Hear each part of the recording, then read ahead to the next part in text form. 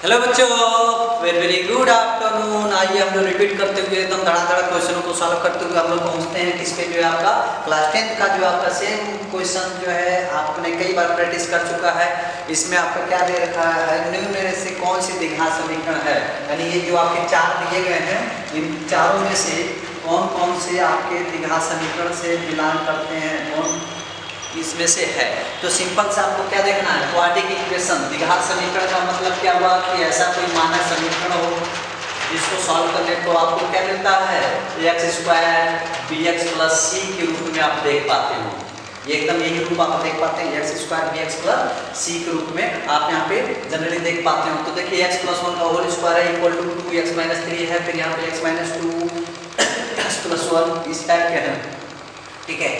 तो आप क्या करते हैं, सबसे पहले जो है सभी को ओपन कर लीजिए। ओपन करने से जो होता है ना, अब इसमें देखते हैं कि इसके रूल को पालन करता है कि नहीं करता है। यदि इससे बिलोंग कर जाएगा तो है, अन्यथा नहीं है। तो जनरली आप क्या करते हो बच्चे, इसको a plus B whole square formula आपको याद होना चाहिए। तो क्या लिखते हो आप, a square plus B square, देखिए a स्क्वायर बी स्क्वायर फिर 2ab हम लोग का 2a बी कितना हो गया, एकदम वो आपको तोड़ दिया जा रहा है। इसका इसमें English multi and English multi multiply कर दीजिए, कितना हो जाएगा आपका 2x माइनस 2 3 जा 6 से डायरेक्ट लिखना 6 इतना हो जाएगा। देखिए ये आपका 2x हो जाएगा, ये भी 2x हो जाएगा, तो 2x कैंसिल हो जाएगा। क्यों, बिकॉज ये प्लस इसको इधर ट्रांसफर करें तो माइनस, या इसको इधर ट्रांसफर करें तो माइनस, ठीक है।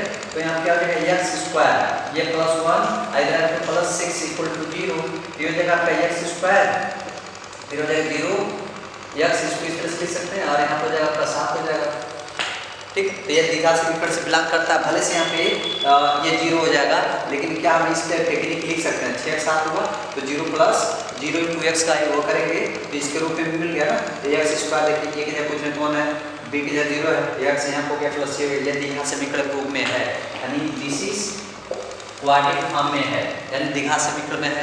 तो आप इसको भी ओपन करके देख लीजिए, इसका एक बार इसमें मल्टीप्लाई कर लीजिए, एक बार इसमें मल्टीप्लाई कर लीजिए, एक बार इसमें मल्टीप्लाई कर लीजिए, एक बार इसमें मल्टीप्लाई कर दीजिए। सिमिलर इसमें भी आप मल्टीप्लाई कर सकते हो, in this and in this multiply करके देखें। तो मल्टीप्लाई करके आप देखोगे बच्चा क्या देखने मिलेगा, x मिलके तो x स्क्वायर हो जाएगा, फिर इसमें आ जाएगा तो माइनस x होगा, फिर इसमें करिएगा तो माइनस 2x होगा, फिर इसमें करिए तो माइनस 2, ठीक है, equal to in this X square हो जाएगा, फिर हो जाएगा 3x हो जाएगा, यहाँ पर माइनस एक्स और ये माइनस 3 हो जाएगा। मल्टीप्लाई समझ में आ रहा है ना, ठीक है। तो ये देखिए एक्स स्क्वायर एकदम मूव कट गया, क्यों, चाहे इसको आप इधर भेजिए चाहे इसको भेजिए, जब इसको रो कट जा रहा तो होगा नहीं करेगा। आगे आप सॉल्व करने की मर्जी रखिए ना, तो आपको कट करके देखिए माइनस 3x माइनस 2 और यहाँ हो जाएगा 2x माइनस 3, ठीक है। तो यहाँ पे क्वाड्रेटिक में क्या सबसे इंपॉर्टेंट ये होता है ना कि मिलान होना चाहिए इस तरह से, एक्स स्क्वायर है नहीं, मान लीजिए इसको इधर लेके कितना देगा माइनस 5x है, इधर क्या 5 होगा ही नहीं, इसको भी छोड़ दीजिए, ठीक है। जब ये नहीं हुआ तो इसको भी करके देख लीजिए, देखिए A square A minus B whole square है, तो A square plus B square plus 2b यानी ए स्क्वायर 2 जब 4 बी स्क्वायर का 4 हो जाएगा, और फिर माइनस 2x यहाँ पे एक्स स्क्वायर कैंसिल हो जाएगा, भी नहीं होगा। क्वाड्रेटिक इक्वेशन बनता है, द्विघात समीकरण नहीं हुआ। फिर इसको आप क्यूबिक पे तोड़ लीजिए, a cube plus b cube plus 3ab of a plus b, ये भी नहीं होगा। तो दैट मींस ओनली योर आपका ये फर्स्ट ऑप्शन ही जो है किससे बिलोंग करता है, क्वाड्रेटिक इक्वेशन से बिलोंग करता है। तो इस तरह से बच्चों आप देख पाओगे बहुत सिंपल होता है, ठीक है। आपके सीबीएसई के लिए जो है, आप यूपी के लिए एकदम धड़ाधड़ इसको सॉल्व करो, बहुत अच्छे तरीके से सॉल्व कर सकते हो। मैथमेटिक्स का आपके हाथ में होना चाहिए, तभी आप बेटर टू बेटर कॉन्सेप्ट को लगा के अपने दिमाग को डेवलप करके और बहुत ज़्यादा जो है आप हाईलाइट हो सकते हो मैथमेटिक्स में। तो वीडियो को लाइक सब्सक्राइब शेयर करते रहे, थैंक यू।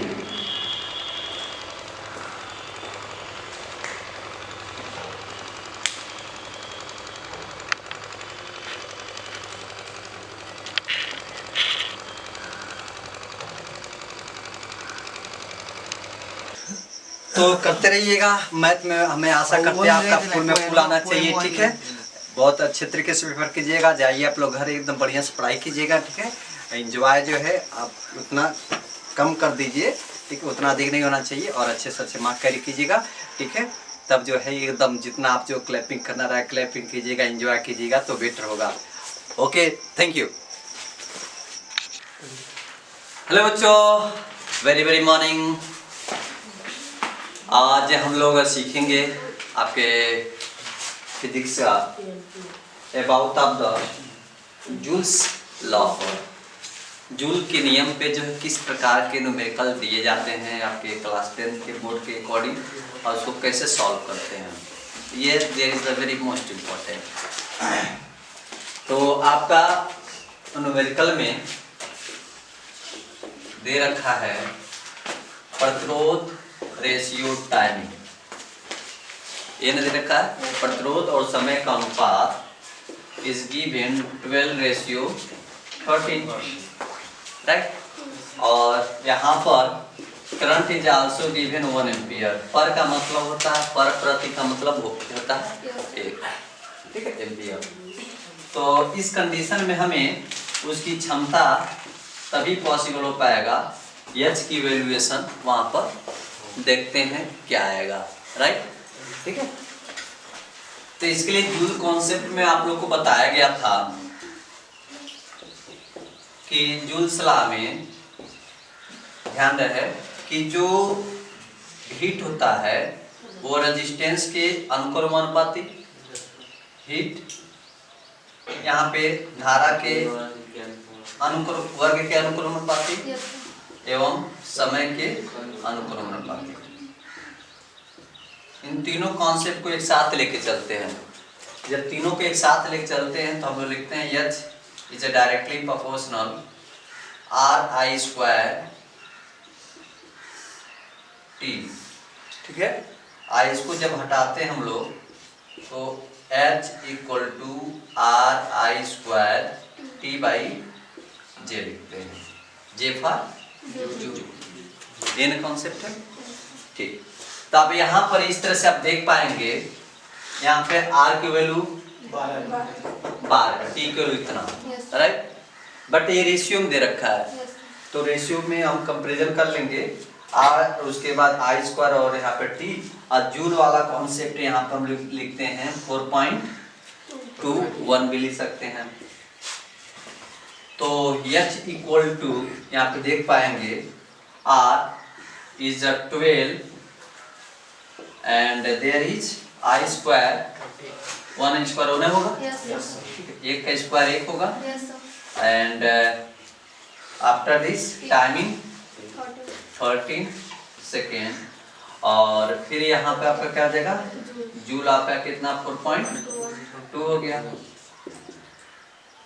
अब यहाँ पर हम चाहें, चलिए 1 भी लिख दे रहे हैं, 12 और 13 की मल्टीप्लाई कर लीजिए, ठीक है, तो ये हो जाएगा आप इतना लिखकर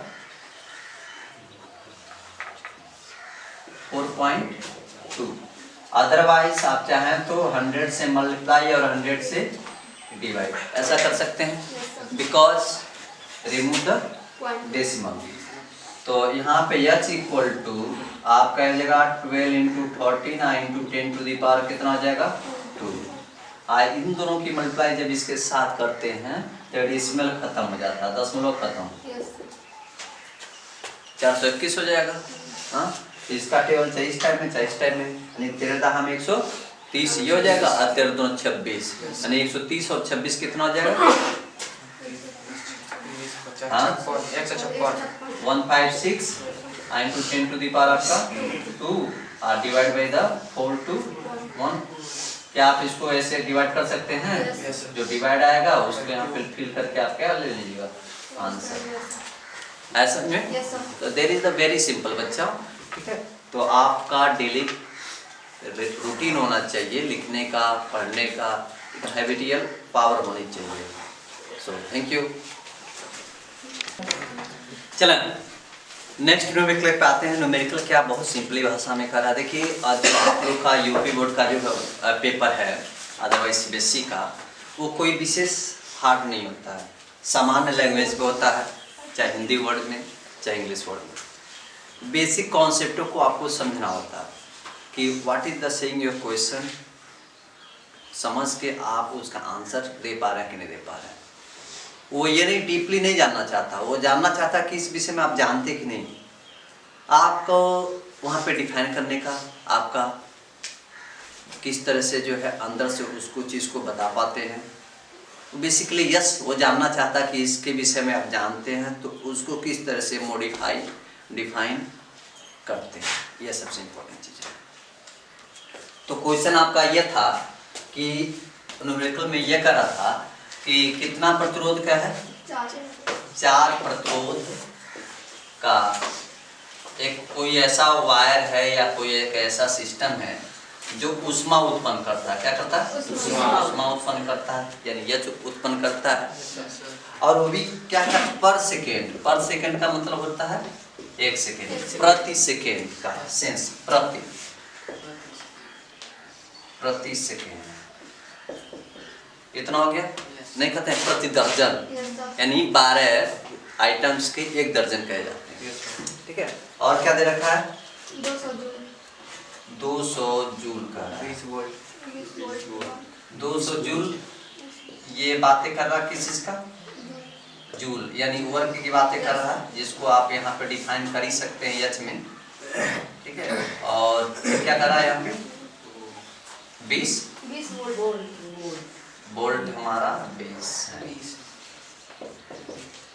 ये ना? ठीक। तो यहाँ पे हीट निकालना है, तो हीट इक्वल टू, ये फॉर्मूला हो गया H equal to RI² T। देखिए आपके बुक में यदि ये पहले दे दिया I² RT, तो ये मतलब हुआ ना 2 × 3 या 3 × 2, इतना हो गया। आपको यहाँ पे समझना ये पड़ेगा कि यहाँ पे ये हीट की बातें की जा रही हैं। हीट हमें निकालना है, R की वैल्यू यहाँ पे दे रखा है, हाँ। टाइमिंग भी दे रखा है, टाइमिंग भी दे दिया। अब क्या है यहाँ पे? धारा अननोन है, हाँ। तो जब धारा अननोन है तो धारा निकालने के लिए आपको किसकी सहारा लेना पड़ेगा? ओम्स लॉ में,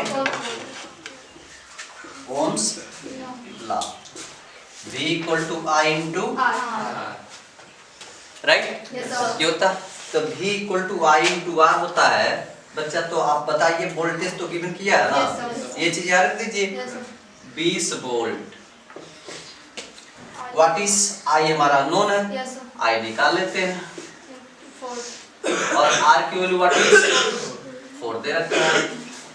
ठीक है।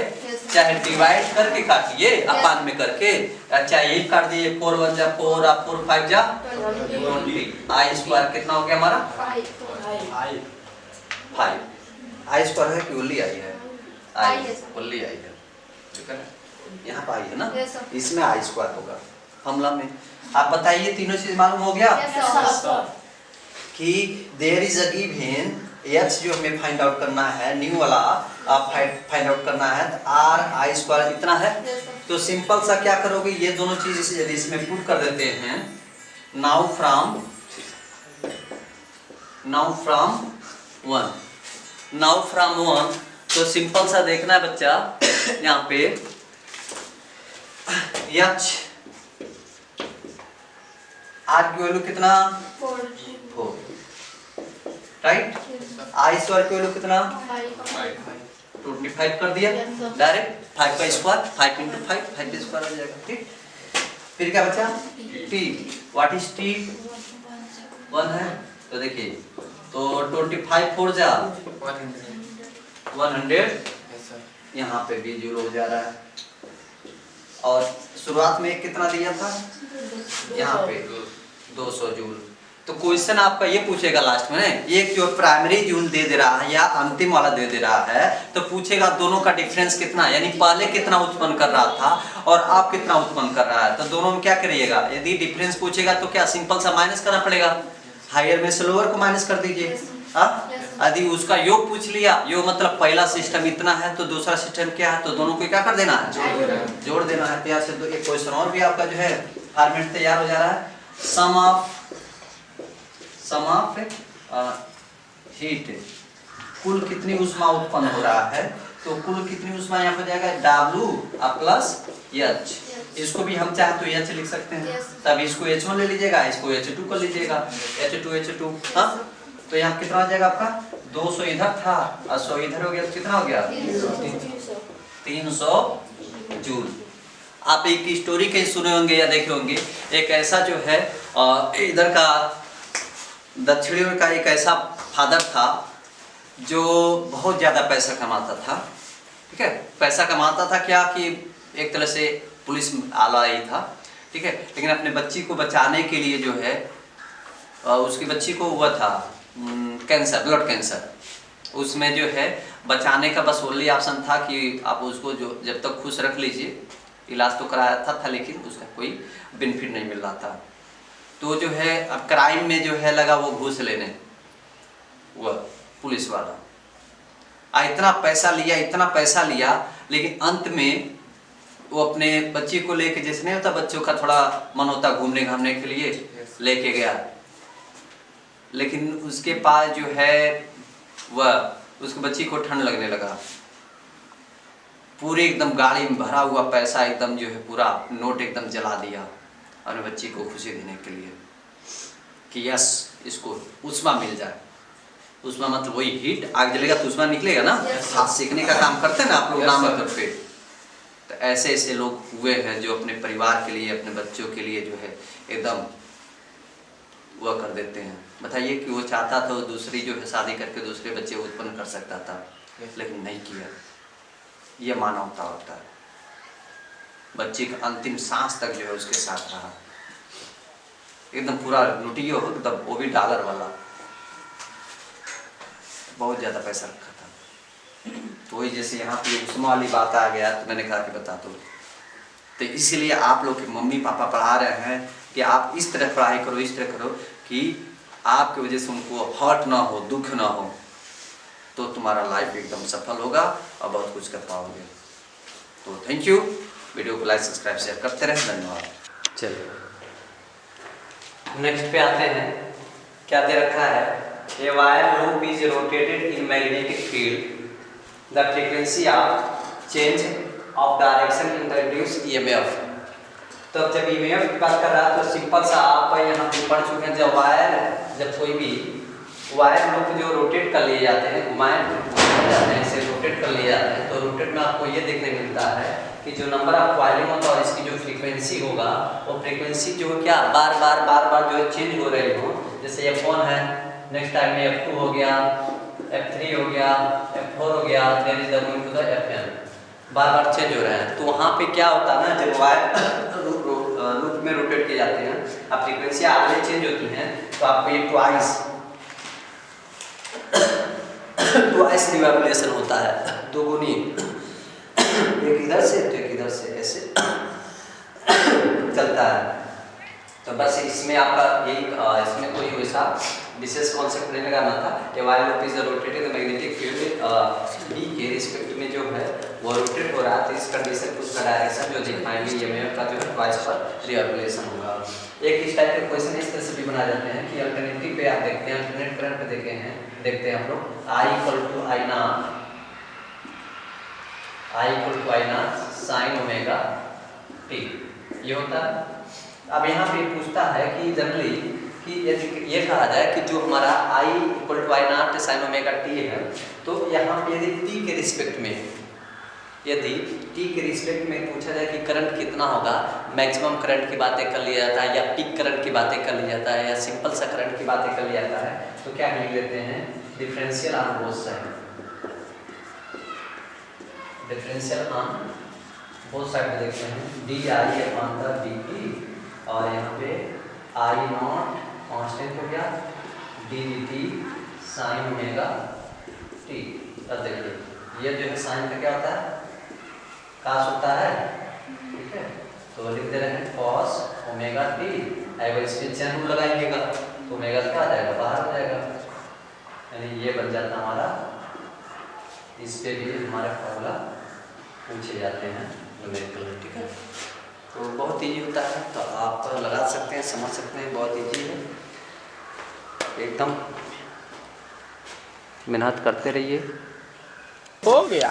कार्तिक तल को समझो, कार्तिक भगवान, कार्तिक तल पहले यहाँ पे समझो क्या कह रहा है, इक्वेशन 2x + 1 = आपका x - 1 कार्टेशियन प्लेन पे इसको रिप्रेजेंट करना है, दिखाना है, दर्शाना है, ठीक है। तो देखो यहाँ पे ऐसे दिमाग लगाओ और यहाँ पे ऐसे दिमाग लगाओ, 4 भागों में बांट दो, ठीक है। हाँ, x dash y and y 1 dash हो गया। तो सिंपल सा इसमें सोच सकते हो कि आप इसको इधर ले लो, हाई नंबर वाला इधर ले लो। तो देखो 2x minus x equal to -3 -1 -3 है, आई एक्स प्लस इधर इधर क्या होगा माइनस हो गया, ठीक है। एक्स इक्वल टू कितना ऐसे देखो 2x में से एक एक्स जा, एक एक्स बचेगा ना, आई -3 रुपया माइनस 1 रुपया कितना होगा 4 रुपया हो गया। तो x इक्वल टू -4, इधर पॉजिटिव जाता मालूम है आपको, इधर है नेगेटिव, इधर ऊपर पॉजिटिव इधर नेगेटिव, तो x इक्वल टू -4। तो प्रथमा द्वितीया तृतीया और चतुर्थ x इक्वल टू -4, ये रिप्रेजेंट हो गया, बस ये दिखाना था, ये आपको मिल जाएगा आंसर, ठीक है। A -4 answer, yes, okay clear. माध्यमिक 60 थे धड़ाक से। आइए अब इसी क्रम को हम लोग आगे बढ़ाते हुए जो बात करते हैं, हेडिंग क्या होगा आप लोग का, इलेक्ट्रिक एनर्जी है। हाँ, तो इलेक्ट्रिक एनर्जी की यदि हम बात करते हैं,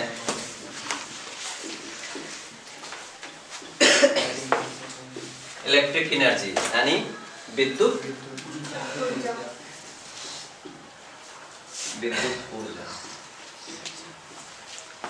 विद्युत ऊर्जा की बात किया जाता है। बच्चों ध्यान से सुनिए, बहुत इजी है, ठीक है। पहले शब्दों को ध्यान से सुनना चाहिए और समझना चाहिए, चाहे आप टीचर लेक्चर दे रहा हो, बता रहा हो, अदरवाइज आप सेल्फ स्टडी कर रहे हैं, तो उसके शब्दों को सुनिए और शब्दों को कहना क्या चाह रहा है, ठीक है। चाहे बुक हुआ चाहे टीचर हुआ, कोई भी कॉन्सेप्ट को समझने के लिए। आप यहाँ सपोज कीजिए मैं यदि यहाँ पे कोई चार्ज लेता हूँ, क्या रखता हूँ, चार्ज, यहाँ पे कोई भी एक प्रकार का ऐसा चार्ज है, ठीक है। अब ये चार्ज जो है यहाँ पर, इस चार्ज को लेके हम यहाँ पर आ जा रहे हैं,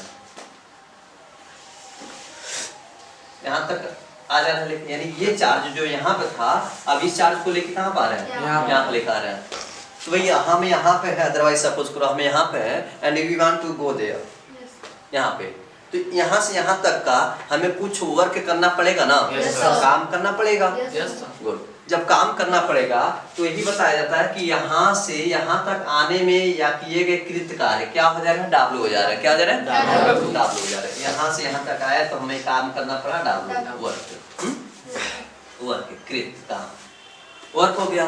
और यहाँ से यहाँ तक अब किसको लेके आ रहे हैं, आवेश, चार्ज लेके आ रहे हैं, ठीक है, चार्ज आवेश को लेके आ रहे हैं। तो इन दोनों का अनुपात तो हम क्या कहते हैं, विभव कहते हैं या विभवांतर कहते हैं। ये पीछे भी पढ़ चुके हैं कि भाई पोटेंशियल इक्वल टू यहाँ पे वर्क डन अपॉन यहाँ पे होता है चार्ज, अदरवाइज टेस्ट चार्ज भी पढ़ सकते हैं। तो V से इसको डिनोट करते हैं, V यहाँ पे W अपॉन Q, तो ये हो गया हमारा पोटेंशियल। लेकिन यहीं पे क्या आप क्रॉस मल्टीप्लाई कर सकते हो ना, जब क्रॉस मल्टीप्लाई करेंगे तो V Q इक्वल क्या जाएगा, तो W को ही हो हम जो है क्या कहते हैं, इलेक्ट्रिक एनर्जी, चाहे W से डिनोट करिए चाहे U से डिनोट कीजिए, ठीक है। अर्थात यहाँ पे आप बोलना चाहें कि विद्युत ऊर्जा को परिभाषित करना चाहें तो यहाँ पे एक लाइन में बोल सकते हैं, जो पोटेंशियल है और जो चार्ज है दोनों का जो गुणज हो रहा है वो ये हमारा क्या करा रहा है, यू कहला रहा है, यानी इलेक्ट्रिक एनर्जी कहा जा रहा है। शब्दों में कैसे इसको लिखेंगे, यदि ऐसे लिखना चाहते हैं, आप लोग के लेवल की बात है, बहुत एज ए प्रोफेसरी नहीं, आप सिंपल सा ऐसे लिख सकते हैं कि विभव तथा आवेश के गुणनफल को हम क्या कहते हैं, विद्युत ऊर्जा कहते हैं। ऐसे सेटिंग में लैंग्वेज में लिखना रहेगा, लर्न करने की जरूरत नहीं है, बस फार्मूला जान के बात खत्म। कि विद्युत ऊर्जा उसे कहते हैं जहां विभव तथा आवेश के गुणा किए जाते हो, उसी को हम क्या बोल देते हैं, यहाँ पे वर्क, यहाँ पे वर्क डन बोल देते हैं या विद्युत ऊर्जा बोल देते हैं। आए बात समझे ना। अब आप लोग का जनरली यहाँ से एक क्वेश्चन और उठेगा आप लोग के लिए कि what is the unit of the electric energy, यानी विद्युत ऊर्जा के मात्रक क्या है। आए बात समझे, ठीक है। विद्युत ऊर्जा का मात्रक छोटू दिख रहा है तुम्हें, तो यूनिट ऑफ क्या है, इलेक्ट्रिक एनर्जी, समझ जाएंगे ना, यानी मात्रा। तब देखिए यहाँ पे वोल्टेज है, ये क्या है, चार्ज है, यानी W इक्वल टू आप देख पा रहे हैं यहाँ पे वोल्टेज और ये, तो इसका होता हम लोग डायरेक्ट लिखते हैं, चाहे तो वोल्ट लिख देते हैं, इसका लिखते हैं कूलाम, आप इसको लिखते हैं कूलाम। आई इन दोनों को मिलाकर हम बात करते हैं कि वोल्ट और कूलाम को मिलाते हैं तो एक जूल आता है। क्या होता है? जूल इसको बोलते हैं। बात समझे? अदरवाइज इसको भी तोड़ दीजिए और बेसिकली जानना चाहते हैं इसको भी तोड़ दीजिए। तो सिंपल सा यहाँ पे आप बता सकते हैं ये हमारा वोल्टेज है। Yes, sir. तो जब वोल्टेज है तो यहाँ से आप जब इसका वैल्यू निकालते हैं, ठीक है, तो V की फॉर्मूला पढ़ते हैं ना, यहाँ पे किनारे लिख दे रहा हूँ, V equal to I into R होता है। ठीक है, इसको और भी तोड़ दीजिए। इसको बोल देते थे आप एम्पियर, आई इसको बोल देते थे ओम। आई बात समझे? ठीक है, तो यहाँ पर और भी ऐसे इस तरह से लिख दीजिए एम्पियर और यहाँ पे ओम और यहाँ पे आपका कूलाम है। सी हो गया। या इसको भी तोड़ दीजिए और कूलाम को यहाँ पे इसको कूलाम को लिखते हैं ना I into T, I into T, तो क्या हो जाता है? ये भी एम्पियर हो जाएगा। ये टाइमिंग का क्या होगा? सेकेंड। तो देखिए एम्पियर एम्पियर स्क्वायर और ये ओम और सेकेंड को मिला के बोल देते हैं 1। ठीक है, उससे भी और इजीली में फोर्स इंटू यस ये क्या होते हैं? वर्क होते हैं। तो फोर्स का यूनिट क्या होता है? न्यूटन। ऐसा क्या होता है? हम लोग क्या लिखते हैं? मीटर। न्यूटन मीटर के लिए मिला के भी बोलते हैं, क्या बोलते हैं? जूल। यानी यही 1 जूल जो इसके इक्वल भी होता है क्या? न्यूटन मीटर के इक्वल होता है। तो कई तरीके से आप चाहें तो उसको फाइंड आउट करेंगे, निकल के आएगा।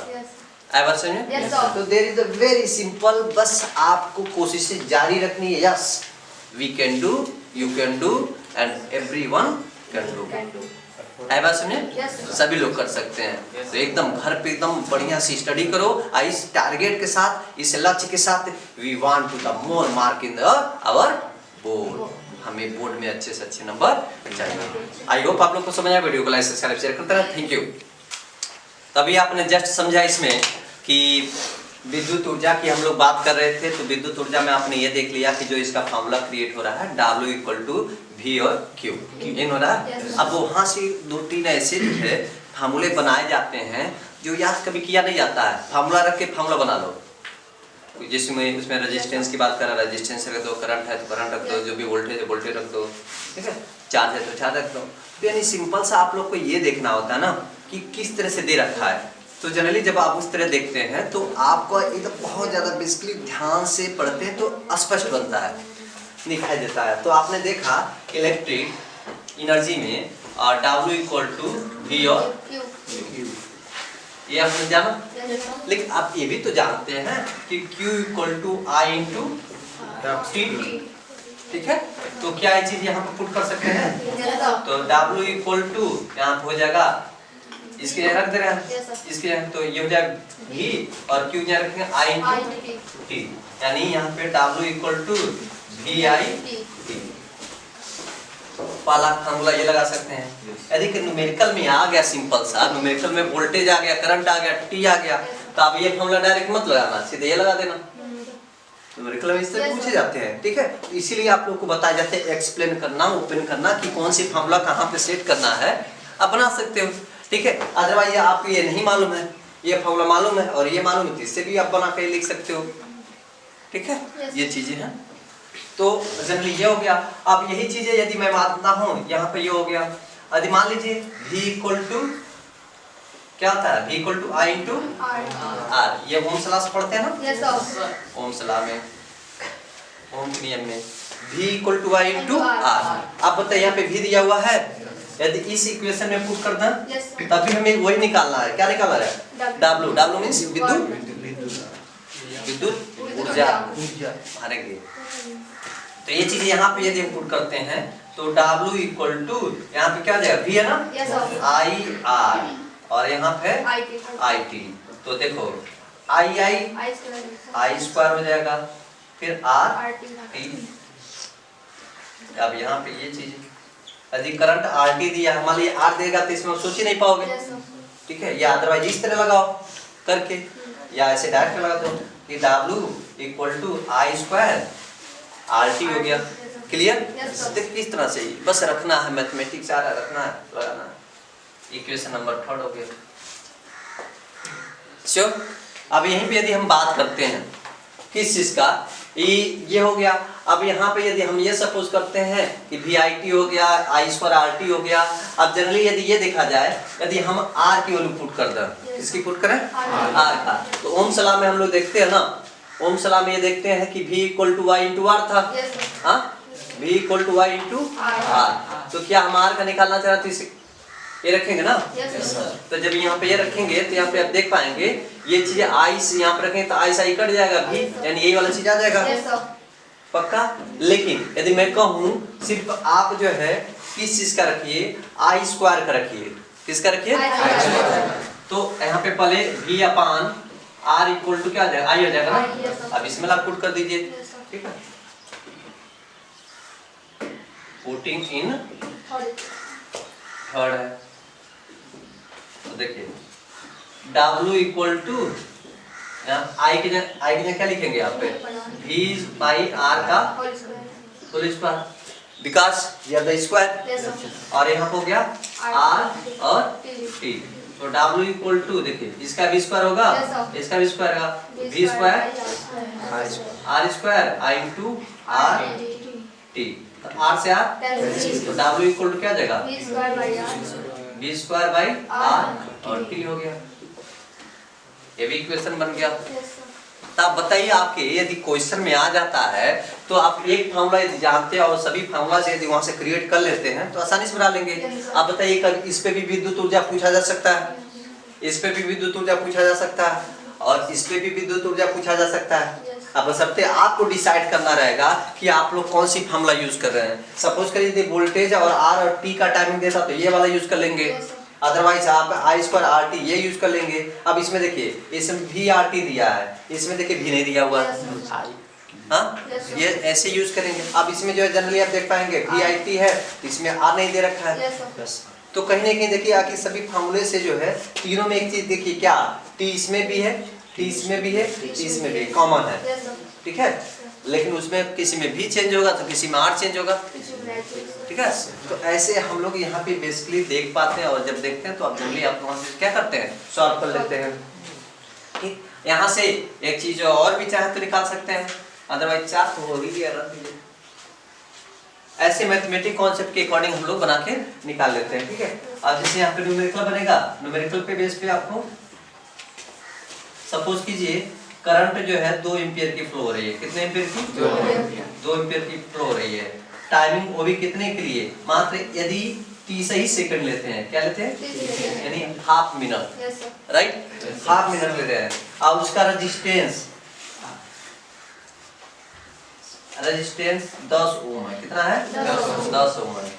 तो उसका एनर्जी कितना होगा, यानी कौन सी एनर्जी, विद्युत एनर्जी कितना होगा। तब बताइए, इतना मैं दे दिया हूँ, कौन सा फॉर्मूला यूज करेंगे चारों में से, थर्ड वाला, हाँ थर्ड वाला यूज कर लीजिए, बस आ जाएगा, ठीक है। यदि यहाँ पे लिखते हैं, डायरेक्ट लिखते हैं W = देखिए I² का यहाँ कितना 20, 2 है, 2 2 जा, तो स्क्वायर का मतलब same time, double hero heroine, ठीक है। और यहाँ पे जो R की वैल्यू कितना हो गया, 10, और क्या दे रखा है, टाइमिंग 30 सेकंड। तो देखिए 3 1 जा 3, 3 4 जा 12 हो जाएगा, और कितने जीरो, 2 जीरो, कितना हो जाएगा, 1200 जूल। इसीलिए यदि किसी को करंट लग जाता है 30 सेकंड के लिए, शरीर में इतना एनर्जी आ जाता है कि राम नाम। तो ये सब चीजें हैं, तो आप लोग को समझ में आएगा। वीडियो को लाइक सब्सक्राइब शेयर करते रहे, धन्यवाद। हेलो बच्चों, आइए सवाल समझते हैं। ये क्वेश्चन इस तरह से दे रखा है, कह रहा कि कोई कोन है, anyone that the given the cone which is the height the 12 centimeter and radius is the 8 centimeter and this the cone the unequally part to the cutting and after the dividing, cut करने के बाद dividing किया जाता है, then your question is asking that what is the ratio of the both cone, ठीक है। तो you are free, मतलब ये कह रहा कि एक कोन है, एक कोन जिसकी ऊंचाई जो है 12 सेंटीमीटर और त्रिज्या 8 सेंटीमीटर, उसको बराबर 2 हिस्से में काटा जाता है। तो उस स्थिति में एगो कोन और बन गया, नीचे का भी एक कोन बन गया, पूरा कोन लेके काटने के बाद का जो कोन है, उन दोनों का अनुपात निकालना है। ठीक है, यदि ऐसे करता काटने के बाद इसका और इसका, तब तो आपको क्या करना पड़ता, छिन्ना का यूज करना पड़ता।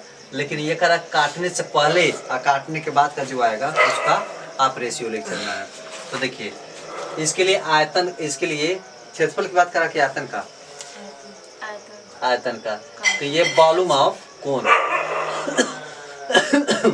वॉल्यूम ऑफ कोन, शंकु का आयतन, आप लोगों में भी आता है इंटीग्रल के साथ। v इक्वल टू फार्मूला बन जाएगा 1/3 पाई r स्क्वायर इंटू एच होता है। ठीक है, अब देखिए v इक्वल टू, बाबू आप ही का भी है, शंकु का आयतन, जोकर का टोपी हो गया, कुल्फी खाते हैं तो वो इसी टाइप का समझ लीजिए। 1/3 पाई इक्वल टू 22/7, रेडियस कितना 8 है, 8 टाइम डायरेक्ट 64। हाँ ठीक है, अब बताइए हाइट कितना दे रखा है, हाइट 12 हो गया। ठीक है, यानी ये जो है कटने वाले नहीं है, रन दो, हम नहीं काट रहे हैं, ये पाई ऐसे रन दे रहे हैं, पाई को नहीं रख रहे हैं, ऐसे रख दे रहे हैं। अब देखिए इसका 3 चौका 1 कट कर दें, 3 चौका 12, 4 हो गया। ठीक है, ठीक है, तो 4 चौका 16 के 6, 4 6 के 24, 24 से 25, इतना क्या मीटर सेंटी क्यूब हो जाएगा, पहला कंडीशन क्लियर। यानी ये पूरे का बिफोर टू कट, काटने से पहले का।